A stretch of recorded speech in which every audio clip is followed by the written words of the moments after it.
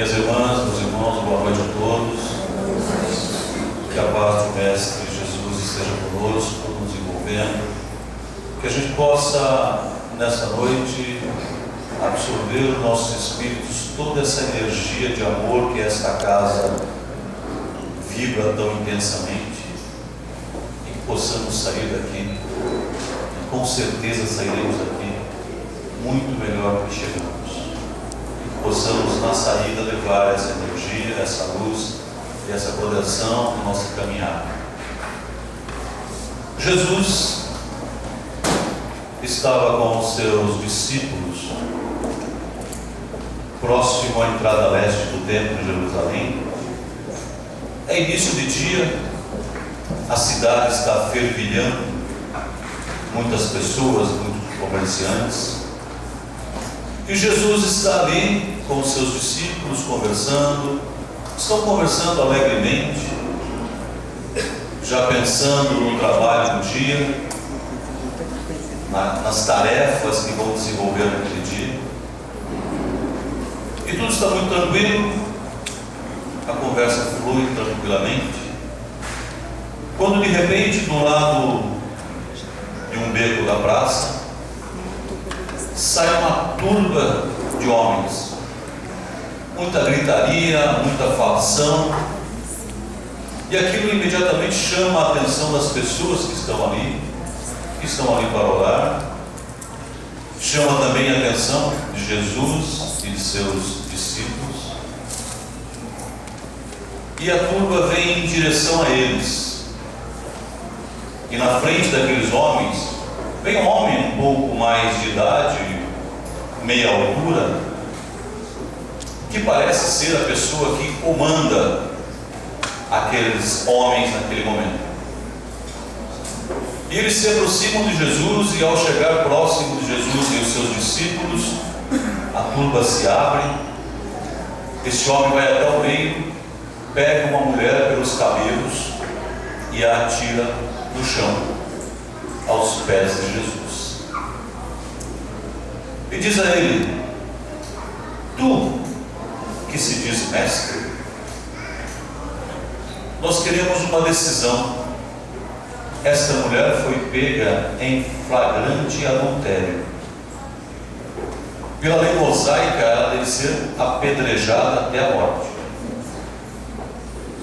E a lei mosaica, minhas irmãs e meus irmãos, nesse ponto, dizia o seguinte: o homem, ele só seria condenado por adultério se fosse pego em flagrante com uma mulher casada ou uma mulher noiva, porque ele estaria desrespeitando o outro homem.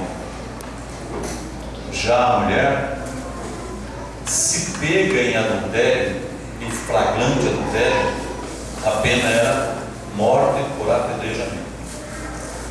Se ela fosse denunciada por adultério, ela deveria ir até o templo.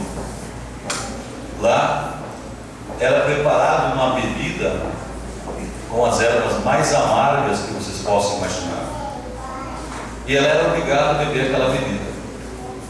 E se ela vomitasse, ou se sentisse mal, ou ficasse tonta, ela era culpada. Bastava isso.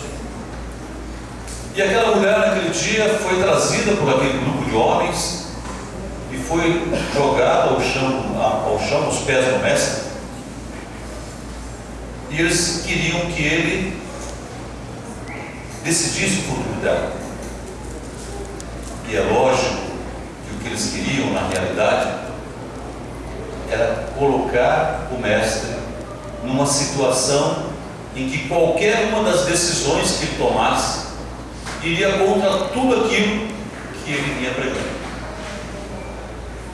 Os discípulos, entre eles, começaram a conversar e sentiram o que estava para acontecer.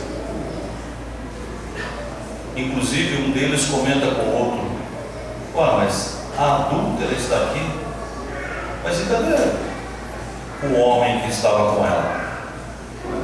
Para comprovar isso.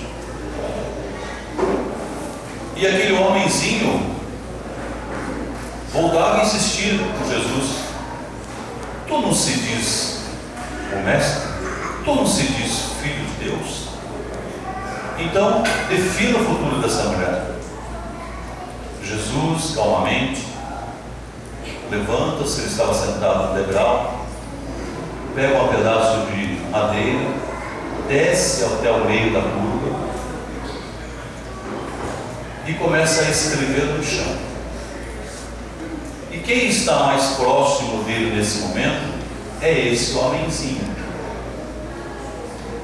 E Jesus escreve no chão: Josué e Ida. O homem fica pálido. Ida. Josué é o nome dele. E Ida é o nome de uma de suas amantes, casada. Nesse momento, no seu íntimo, ele pensa: quem é que contou para ele isso? E Jesus continua a escrever. E escreve: Pedro, corrupto. E esse homenzinho, assustado, olha para Jesus, e é nesse momento que o mestre diz: aquele entre vós que não tiver cometido nenhum pecado, atire a primeira pedra, só a primeira. Se um de vocês puder atirar a primeira pedra, todos os outros podem apedrejá-la, independente de ter feito erros ou não. Imediatamente aquele homem larga a pedra no chão e sai pelo meio do grupo e se afasta. Quase que instantaneamente, os demais começam a fazer a mesma coisa. Largam a pedra e vão se afastando. Como assim? Bom, isso não é comigo, nunca estive aqui, nem sei quem é essa mulher. E todos se afastam. E fica ali caída ao chão somente a mulher acusada por eles. Ela nem levantar os olhos a Jesus levanta, porque ela fica esperando que nesse momento ele vá puni-la. Ele diz a ela: mulher, onde estão as pessoas que te acusavam? Alguém te condenou? E ela diz: não, ninguém me condenou. Ao que o mestre diz: então não serei eu a condená-la. Vá, continue sua vida e não peques mais. Aí para a descrição evangélica desse fato. Mas tem a continuidade dessa passagem no livro A Luz do Mundo, do Walden. Quem tiver a oportunidade depois leia, conta o seguinte: essa mulher veio procurar a Jesus à noite, onde ele estava lá hospedado com seus discípulos. E ao chegar ao mestre, disse: mestre, eu não tenho aonde ficar. E começa a se explicar a ele o porquê de ter cometido o erro. E ela começa dizendo o seguinte: Jesus, o que eu vou te contar não justifica o que eu fiz, mas quero te explicar o porquê eu fiz. Casei muito jovem, mas no mesmo dia do meu casamento, meu marido me largava em casa e continuava nas farras, nas festas dele.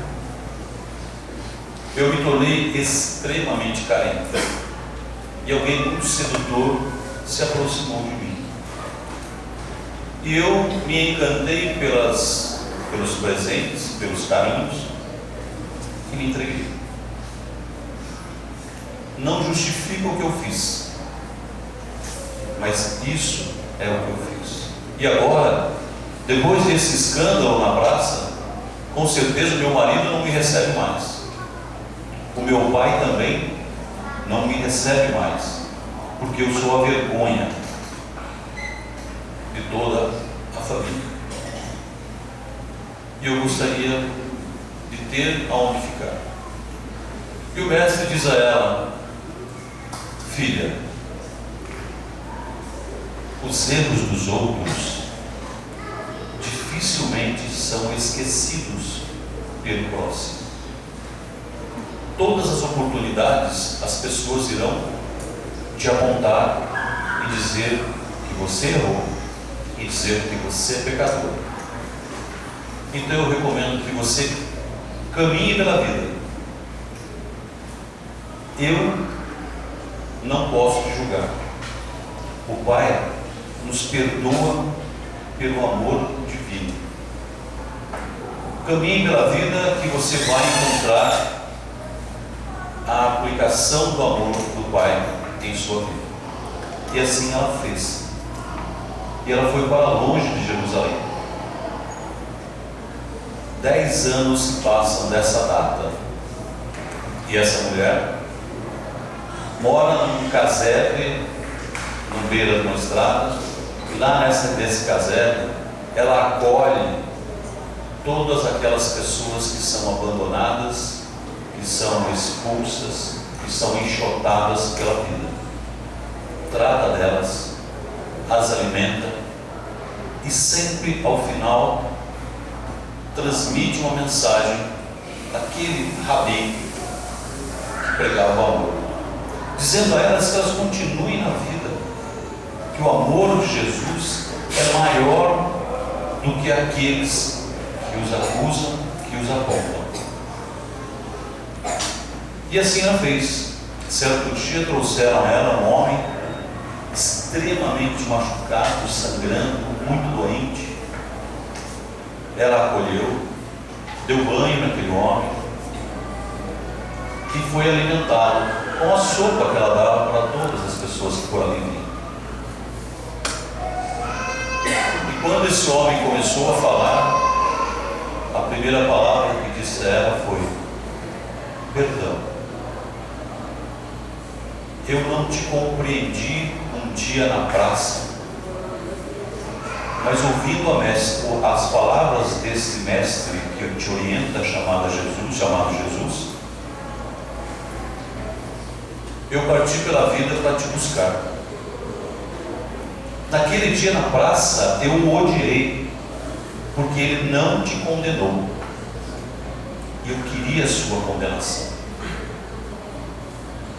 Mas depois daquele dia pensei em tudo que ele disse, e ouvi muitas outras vezes ele pregando o amor, e do amor que ele pregava, o que mais me chamava era o perdão. Mas não que eu achasse que eu tinha que te perdoar, eu precisava era do seu perdão. Durante 10 anos procurei você, minha esposa e companheira, e não a encontrei. Hoje, pelas bênçãos desse mestre, estamos juntos aqui. Do que ela aconchega a cabeça daquele homem no seu colo e diz a ele: nada tenho a te perdoar, porque nada me fizeste.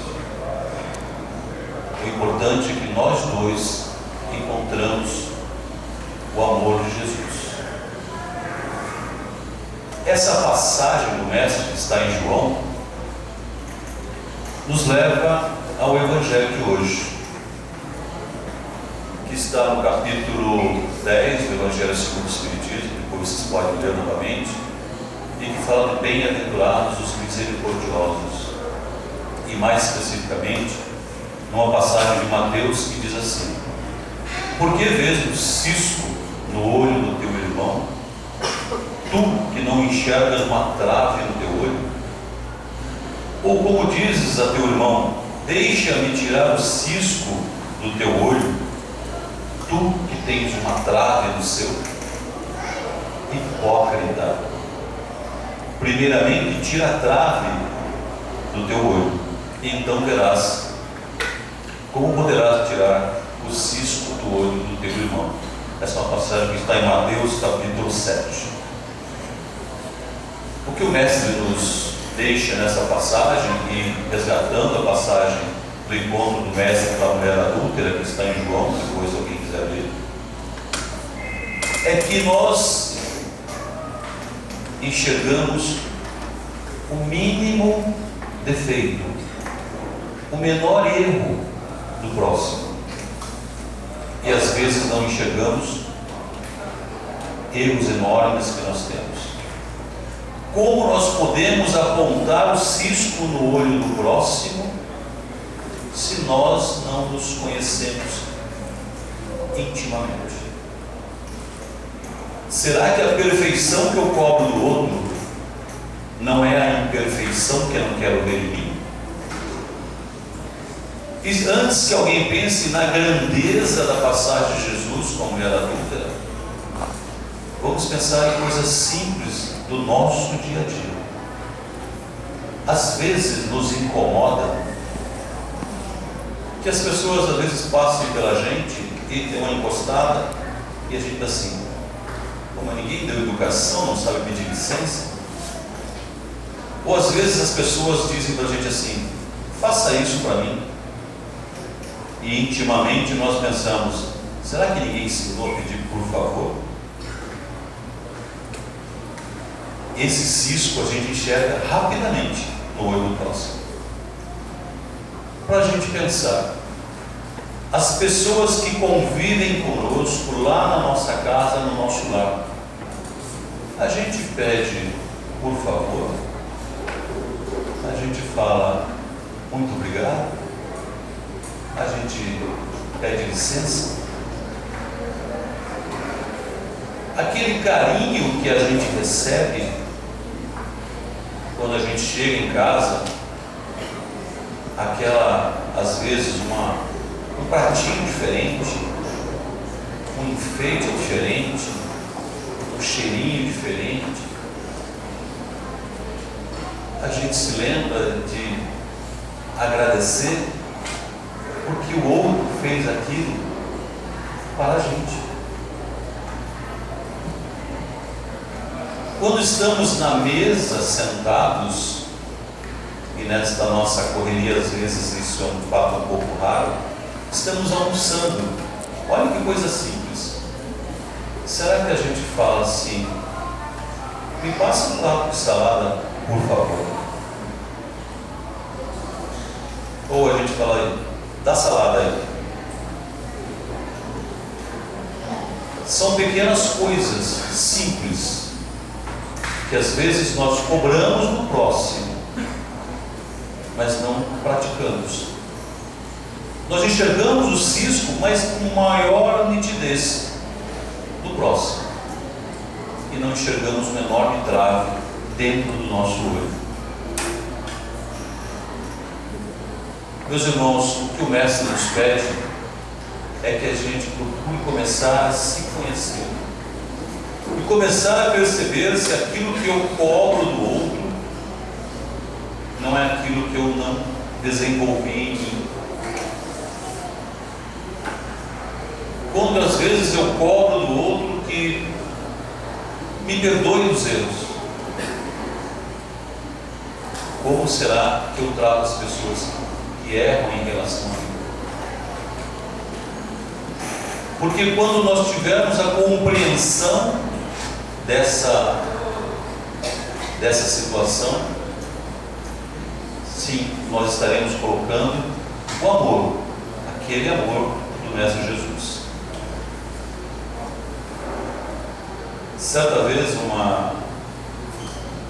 casal, recém-casados, foram morar numa casa, e de manhã a esposa olhou pela janela para a casa do vizinho e disse o seguinte: se eu morasse há mais tempo aqui, eu ia conversar com a vizinha, porque ela não sabe lavar roupa. O que o marido sentado na mesa estranhou. Mas por quê? Porque olha como as roupas dela estão todas sujas, apesar de estarem penduradas no varal. Passado mais 3 dias, o marido estava ali sentado e a mulher foi até a janela e fez novamente o mesmo comentário. mas essa vizinha, eu vou ter que conversar com ela, porque alguém, ela deve ser novinha, porque ninguém lava a roupa tão mal daquele jeito, está tudo sujo. E assim foi. 3 dias mais passados, e ela olhar pela janela e diz: nossa, alguém conversou com ela e ensinou a lavar. Olha como as roupas estão alvas, estão limpas.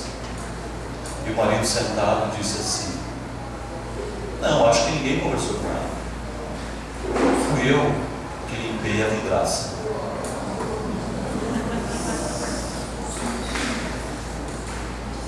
Essa pequena história é para a gente pensar o seguinte: às vezes nós turvamos a nossa visão em relação ao próximo. Nós nos colocamos em posição de superiores ao próximo. E essa nossa visão turva, pela nossa vaidade, pelo nosso orgulho, pela nossa prepotência, nos impede de ver o outro como ele é na essência, porque a gente se preocupa em vê-lo como ele é na aparência. E o amor do Mestre Jesus é a essência do Espírito, não é a aparência do ser. Lembrem-se da nossa amiga lá no encontro dela com Jesus. E quando nós compreendermos que nos conhecendo intimamente, vamos começar a julgar menos, vamos começar a cobrar menos, nós estamos subindo um degrauzinho na nossa evolução espiritual. Quando nós começarmos a perdoar, no sentido de perdão mesmo, e não desculpas. Que perdão é quando você se dirige ao outro e diz o seguinte: olha, eu errei, não tenho como consertar, me perdoa. Que desculpa, você chega, olha, errei, desculpa aí, mas eu não faço mais isso. E quando nós pedimos perdão, nós queremos receber realmente esse perdão. Nós queremos que o outro apague qualquer imagem errada da gente. Olha só, nós queremos, mas se nós fazemos isso, será que nós estamos só com um cisquinho no olho ainda? Ou já ainda temos uma trave enorme que nos impede de fazer isso? O Mestre, quando estava na cruz, disse 7 frases. A primeira delas, vocês sabem qual foi: Pai, perdoa, eles não sabem o que fazem. Essa foi a primeira frase que Jesus disse, porque ele reconhecia em nós o nosso pouco conhecimento, o nosso pouco esclarecimento e o pouco conhecimento da consequência daquilo que nós estávamos cometendo ali. E ele pedia perdão. Ele não nos julgava, ele não nos apontava, ele não nos dizia: olha, você. Não, ele pedia ao Pai que nos perdoasse. Isso, meus irmãos, traz uma coisa para que a gente pense. A gente pode achar que o nosso caminho é o caminho certo da vida, que o nosso caminho é o caminho correto da maneira de viver. Mas o que nós temos que reconhecer é que o nosso caminho não é o único caminho. Porque quando a gente acha que nós estamos certos e sempre certos, o que a gente pensa dos outros? Que os outros estão errados. E nesse momento errados estamos nós, porque nós não praticamos a humildade. Então, eu acho que a gente tem que pensar sobre essa passagem e tentar refletir sobre os nossos atos no dia a dia, na convivência no nosso lar. Vamos modificar aos poucos, né? Vamos começar a tirar a trave de dentro do nosso olho, nem que seja um cisquinho de cada dia, e parar de observar com tanta rigidez o cisco no olho do próximo, porque é isso que o Mestre nos pede. Antes de apontar o cisco no olho do outro, retira a trave que tens entre os olhos. Eu peço a Deus e peço ao Mestre Jesus e aos mentores e a esses nossos companheiros de jornada que nos auxiliem nessa busca da elevação espiritual, que nos iluminem em cada um dos momentos em que a gente tiver a vontade de apontar e julgar e indicar o cisco do olho do outro. Antes disso, que Ele nos ilumine para que a gente olhe para dentro e pense: será que eu não faço isso também? Primeiro eu tenho que consertar aqui dentro. Então eu peço ao Mestre Jesus que nos abençoe, que nos ilumine, que nos dê paz e harmonia, para que a gente possa identificar esses momentos em que a nossa fragilidade ainda espiritual, que a nossa infância espiritual nos leve a cometer esses erros, para que possamos um dia chegar à situação da nossa amiga que, perdoando, reconheceu que o amor do Cristo tinha chegado ao seu espírito. Que Jesus nos abençoe, que o Pai nos ilumine, que assim seja, graças a Deus.